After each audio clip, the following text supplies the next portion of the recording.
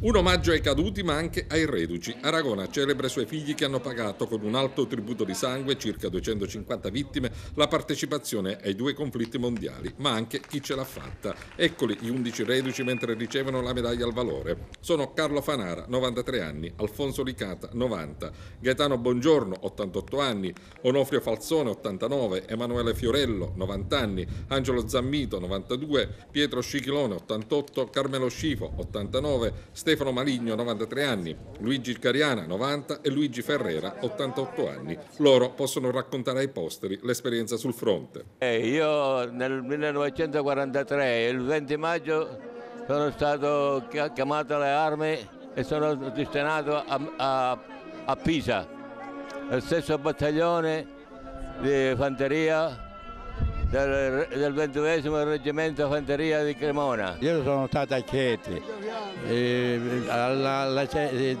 di aviazione, ero nell'aviazione, caserma Giberardi Chieti. Domenica di festa, quella di Chiera d'Aragona, culminata con la scopertura della stela ai piedi del monumento ai caduti, realizzata in tandem da Comune e Lions Club Zolfare. Abbiamo avuto circa 250 aragonesi caduti tra il primo e il secondo conflitto mondiale ed era opportuno che la nostra città li ricordasse e che a maggior ragione ricordasse ancora gli 11 reduci che sono in vita. Li abbiamo voluto omaggiare con una medaglia, così come i nostri reduci diversi anni fa, subito dopo il dopoguerra, quando hanno ricostruito l'Italia rimboccandosi le maniche sotto tutti i punti di vista, da un punto di vista sia economico che sociale che la democrazia, così anche noi in questo periodo di grave crisi che stiamo vivendo dobbiamo rimboccarci le maniche. Noi ci siamo chiesti più volte con questa amministrazione cosa avremmo potuto fare per questo 4 novembre. Sicuramente ha dato un tocco a questa